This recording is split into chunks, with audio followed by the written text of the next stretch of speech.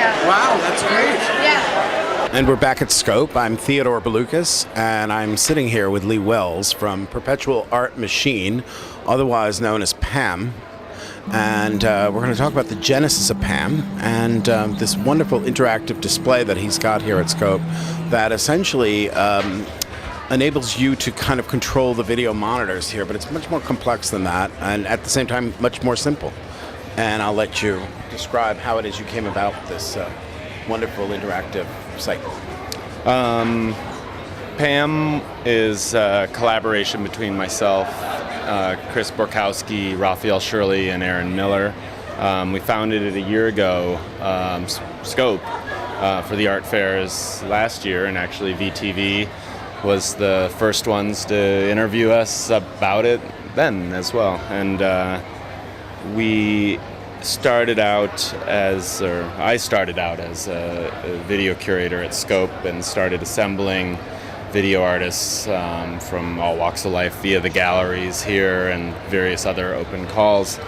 And it was trying to figure out, like, how do we utilize all this great video? How can we put before the people this video that's so important as far as, like, we're in the 21st century now, and with DVDs they only hold an hour and a half, and switching DVDs, how can we bypass that? And so last year, December, we all got together and it's like, okay, how can we make an installation to put all these videos in and be able to just, like, let people choose, let people become the curator.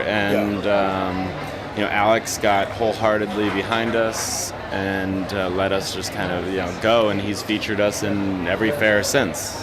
Now, for the exhibiting video artist on your site, what is the end game? Is it just simply the exposure from being on there? I mean, have dealers contacted some of these folks? Or? And from as far as I know, in addition to the installation, we have a website as well that is a fully functional community portal, community video portal, kind of a fusion of MySpace and YouTube. Maybe not as pretty, all done kind of out of pocket on our parts. But well, it's a very utilitarian site. I mean, it's meant to be. It's for the people, right? And it's meant to be used. It's got a purpose to it. It's not meant to be pretty. No. It's to watch video. Right. Period. And the videos are pretty unto themselves. And we're definitely seeing the traffic. I mean, in a year, the stats are up. We're getting 800 new people a day.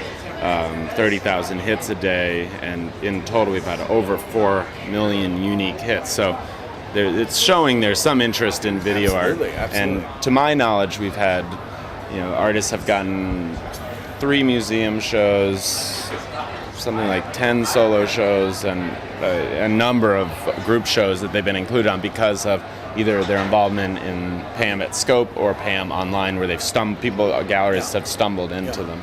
Especially after they take your card, say, and they get home and they're able to play with it themselves and really look at some of the work rather than just simply, I think here the pyrotechnics of it all is so sort of alluring that you can't really stop to sit and watch any of it.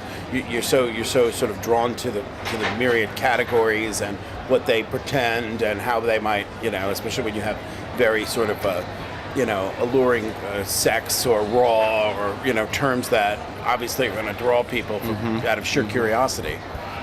But they get home and they can really explore it.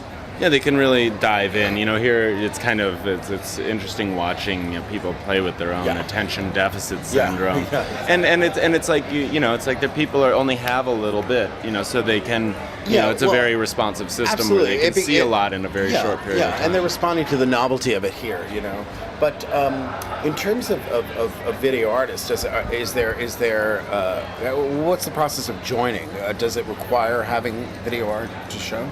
Yeah, that would be a criteria, prerequisite. Okay. Yeah. Well, I don't know. I mean, for instance, an actor might be interested in being available to those artists. You can go sign up. You don't have to sign up to be a member to view the videos, okay. but if you want to sign up and you could be a guest.